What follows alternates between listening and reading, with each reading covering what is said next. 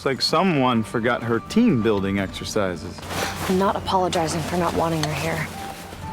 You know, Stefan just brought her here to make it seem like he's moving on. He wants you to think that he's over you, and he wants me to think that I can't get under his skin. You know, you're right. With any luck, I'll only have to tolerate her for a few more days, and then we'll find the cure, and I'll never have to deal with her again. Human Rebecca. Can't imagine her without fangs. You know, you've never talked about what you'll do with the cure once we find it. Will you take it? I don't like to speculate. Hi everybody, I'm Peter Travers, and this is Popcorn, where we tell you what happens in the pop culture. That's why it's Popcorn, everybody, and you have just seen a scene from season 4 of The Vampire Diaries, which nobody is allowed to know anything about it. Everybody is quiet. It's as if you're giving away state secrets. The Vatican doesn't have secrets like this, but I'm going to change all that because my guest today is Ian Somerhalder. Welcome.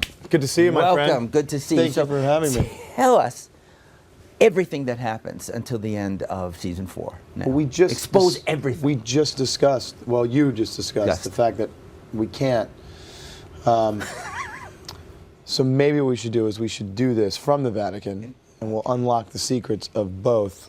We'll both do the Vatican and the Vampire Diaries. And Both to start do all with that. V's.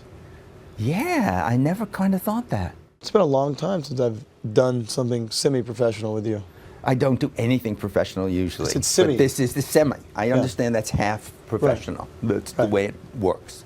But I wanted to start with Vampire Diaries because it is me. You know that I've been through Vampire Diaries from the beginning. You have. I know who Damon Salvatore is. I know what you're playing. I've been through Elijah and Klaus and Silas.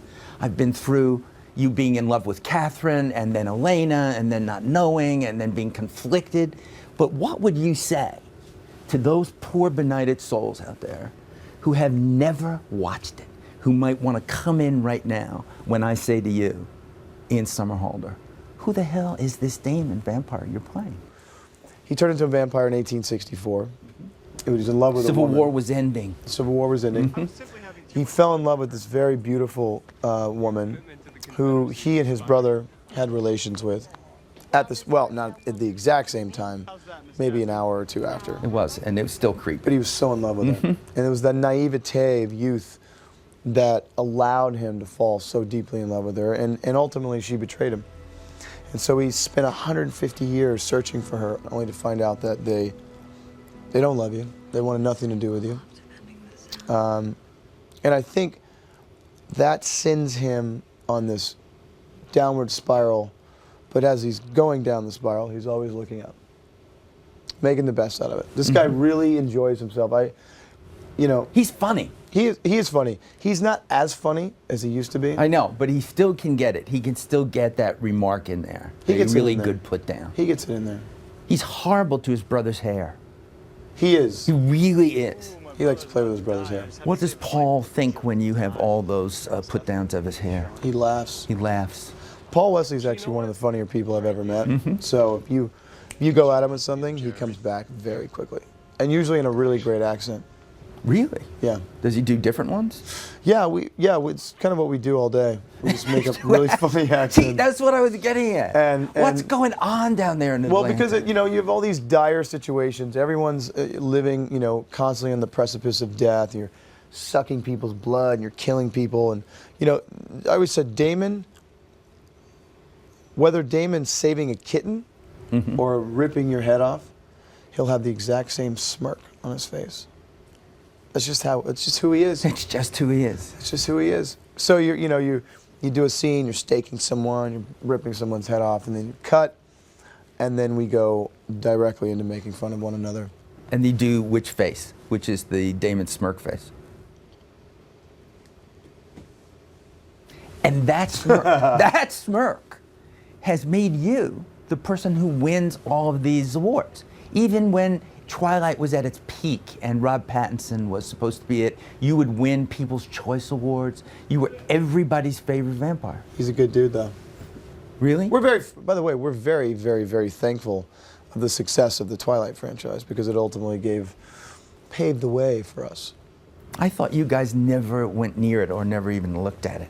Near what? You kept Twilight. I've never seen it. See, there it is. I've never Liar, seen liar, it. pants on fire. No, there actually, had never to have have. been one moment. Never. where Not, that I saw one scene, and not even a scene. Yeah. No, I saw a trailer. There's one where there's a car skidding or something, and Rob Pattinson blocks it or something. Mm-hmm. But I never. And you said, I can't watch any more of this. No, I just never wanted. I never wanted to judge myself. I never wanted to, or compare notes. I just figured ignorance is bliss, and I'd be the only person on the planet who has never seen it.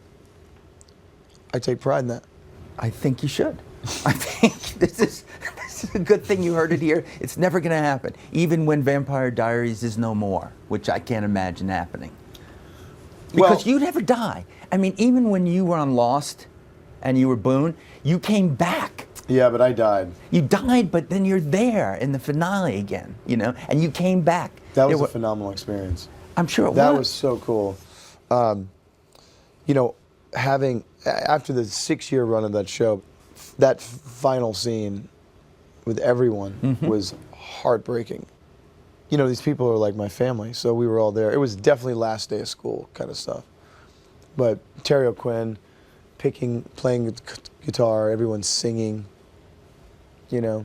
Any Kumbaya was... We Kumbaya. I bet I have video. happened. Why isn't that on the DVD? I'll email it to you. Would you? Yeah. Because, okay. All right. I won't say anything more about it, except I want to say about Boone, again, a guy who is screwed up in many ways. I mean, he's in love with his sister. That's always a problem. I think it is. That's always a problem, no matter what you do. Even for vampires, it's a problem, I think. Yeah. I mean, good thing Damon didn't have a sister. He might be in love with her. I mean, he loves his brother, but he's not in love with his brother. But there was an episode, a recent episode, where the brothers have this conversation about Elena. Yeah. And it's beautiful. It's really well done. Well, thank you. Yeah. You know what? There is some great stuff between the brothers. I think, especially now, we're in search of this cure. And if, by the way, I say cure 900 times a day. Do you?